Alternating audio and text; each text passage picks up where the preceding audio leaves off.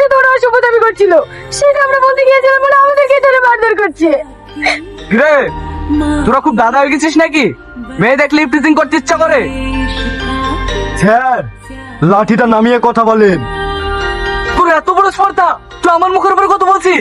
এই এদেরকে সবাইকে গাড়িতে তোলো, আর হ্যাঁ তুমি একে হসপিটালে নিয়ে যাও, তারপর আমি এদেরকে দেখছি।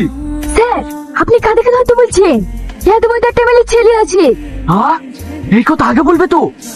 কোন ছেলেটা? ওই কালো জামা পরে আছে ওই ছেলেটা। এই দাঁড়া, এই তোরা দুজনে এখানে কি করতে এসেছিলি? আড্ডা মারতে না? এই এদেরকে গাড়িতে তোল। স্যার আমাদেরকে গাড়িতে তুলবে কেন? আমরা তো কোনো অন্যায় করিনি। কোনো কথা হবে না, ওর গাড়িতে। বাবু ঝামেলা করতে এই কথা লাগেনি তো? না লাগেনি। এই শ্রাবণী তুমি আবার দাঁড়িয়ে আছো কেন? যাও বাবুদের জন্য ঠান্ডা জল নিয়ে এসো। ঠিক আছে স্যার। আমাকে ক্ষমা করে দিও বাবু, আমি তোমাকে প্রথমে চিনতে পারিনি।